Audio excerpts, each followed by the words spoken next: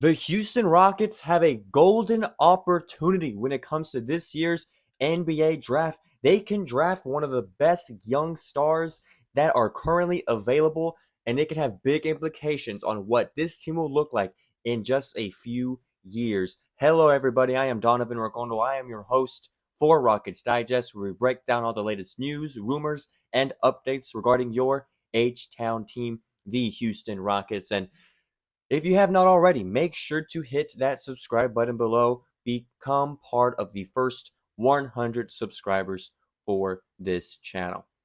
Now, let's get into it today. Today, I bring to you a new report that suggests that French star and currently in the German league, Noah Esengwe, falls to the Rockets in the latest mock draft. And you're probably wondering, who the heck is Noah Esengwe?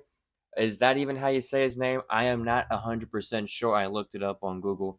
That's how we're saying his name. Please correct me if I am wrong. But for now, who is this guy? Who does he play for? What is his stats looking like? How could he possibly help the Rockets? Why is he such a good fit?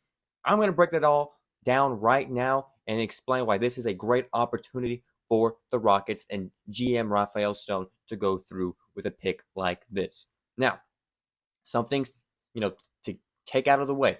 Currently, Noah Esengwe has not officially declared in the NBA draft this season. However, he is projected to do that, and he is projected to be potentially a lottery pick in this draft, especially if we're projected to get him in that lottery via the Phoenix Suns. And so that is a small disclaimer, but this could at the same time be very huge because going back to the report, For the Win contributor Brian Kalbrowski conducted a recent mock draft where the Rockets held the number 11 overall pick, and they would instead of going for a collegiate prospect, they are going to take this French forward once again, Noah Esengwe. He says that France's Noah Esengwe ranks 7th best among all players in defensive statistical impact (DSI) among those with at least 7 games played in the Euro Cup. He ranks 13th best in player efficiency rating, 22.8 among qualified players in the Euro Cup. He is also the second youngest player in the draft. That is kind of crazy. This guy he's only 18 years old. He's 18 years old. He's from France. He's currently playing in the Bundesliga league in Germany, also known as the BBL. So he's there. He's 6'9". Some say 6'10", weighing about 194 pounds. So he's got a very solid frame to him. He's a very lengthy guy. He plays that small forward, power forward position, mainly small forward, but he has the size to go up against a lot of power forwards in that league. And so here are his stats. Here's how he has played. He's averaging 12.4 points per game, or you can say 18.8 per 36 minutes that he has played. He isn't, a terrific shooter. He's certainly gotten better as he's developed over the past few years. Again, he's only 18. That's only going to get better. So, if anything, that's a pretty good sign that he will be, a solid shooter in the near future. But as you can see, his field goal percentage is 56%. So, he's taking a lot of smart shots, wide open looks. He's able to create for himself, and that's certainly something he's been doing in the BBL. I don't know why it's called that, but anyways. Yes, he is a solid player. He's only 18. A lot of upside in drafting him this early in his career, and for the Rockets to have him later. Here's why. The Rockets don't have a ton of roster space or minutes to properly develop a high draft prospect. But with Esengwe, they could look to keep him in Europe for another year or two.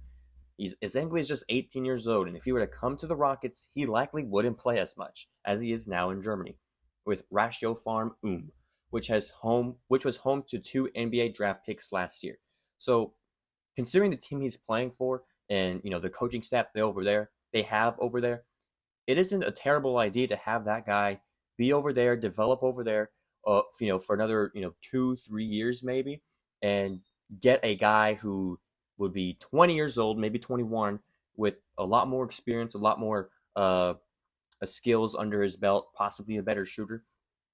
And so there's a huge upside because if we draft someone right now, if we drafted him, there's not much to do with guys. We're kind of a already set solid team, and you kind of saw that with Reed Shepard and the minutes or lack of minutes that he's been getting, just because we have all our essential guys. We have Tari Eason, we have Jalen Green, we have Amen Thompson, we have Alperen Şengün, we have a backup big in Steven Adams. So we're essentially covered. So this would be, think of it as a I hate to make a stock example, but like you're investing in this stock and you're waiting for it to go. It's like a 401k, if you will. But here's a quick summary of him. He's a toolsy forward, fluid handle, dynamic finishing package, highly versatile defense. That is the thing that many NBA scouts are high on this guy for. His defense is quite stellar for someone who's 18 years old. And as we all know, the Houston Rockets pride themselves on a defense culture, and so he could easily fit within that. Develop some skills for a year or two in Germany, and still make an impact once he comes to the Houston Rockets, or whenever that may be. I mean, maybe he can go to the G League. This is all all very flowy, and so yes, he's compared to Nicolas Batum, a fellow Frenchman, and Al-Farouq Aminu, who both have had pretty solid careers. Batum more than Aminu, but those are some of his comparisons. So he can make an impact on a team. Very high ceiling for this guy. We're gonna go over his strengths and how each of these can help the Houston Rockets. He's very athletic. He can do a lot of things on the floor, which is something any NBA team could possibly want. And a guy who's 6'9", 6'10", that can do all sorts of things. He's got a pretty good drive game.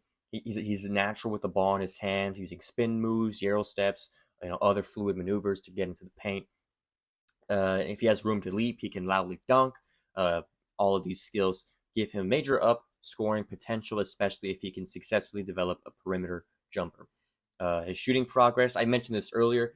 He was essentially a non-shooter for much of his career, but slowly he has gotten better in every aspect of that. He is at 24% from three, which is not by any means fantastic. That's kind of not great, especially if you want to play in the NBA. But considering where he was before and the growth he has made since then, I mean, that's, again, it's a great sign for someone. You can tell he's been working on this and he wants to develop into an NBA caliber player. And that's the kind of coaching and development he's getting over there at Ratio Farm, where they've had those last two draft picks on their team the past year or so.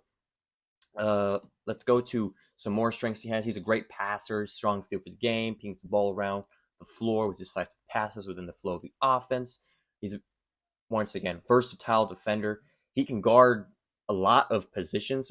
He's very quick. He's got the length to do that. He can switch onto smaller, quicker players or hold his own against larger ones. He can also be plugged into different positions, whether he needs to chase someone off screens and close out on shooters. He's very active. That is the thing in the clips that I've seen him play. He's a very active defender, and he uses his length to his advantage. He knows that he has a lot of tools under his belt or around his body, I guess.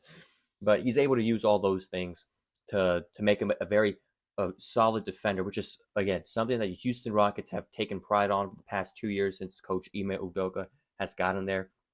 He's someone that takes defense very, very seriously. So every person they draft, they're going to look at their defense. And if they see that someone can play defense and do it at a very high level, or has the potential to do it at a high level, they are going to take that player. Quick on the concerns. What are some of the limits and weaknesses of him? I mentioned his shooting before. He's not, the best shooter, but he's still improving and being more effective when it comes to that. His strength is something that he also needs to work on. Fill out his frame, can make him more of a scoring threat, especially in the NBA when everyone is insanely ginormous and just big bodies everyone on the court. And so that's something that he also needs to improve on. Something that I'm sure he's 194 pounds right now. So bump that up a little bit to try to get him to, above 200 could definitely help him out in trying to get him some space when it comes to his offensive scoring. And then he's maybe a little also work on the fundamentals. He drives up the traffic too often, which shows how his game is still lacks polish. Again, that doesn't surprise me considering that this guy is in fact, 18 years old. Like his game is not going to be perfect. You're not drafting someone because they are perfect. You're drafting them because they show the signs and the potential to do something really, really good in the NBA. And that's essentially what you get with Noah Esengwe. He's a very solid player, playing on a pretty good development team over there in Germany. And so, let me know what you guys think about Noah Esengwe. He's the latest person to fall into the Rockets' hands in these mock drafts. The mock drafts keep coming. I know a lot of y'all are interested on who could potentially join this team and alter this team's future in years to come. Let me know if this is a good pick. Should they, go for someone else, go for a collegiate player? Let me know, and we see you guys next time on Rockets Digest.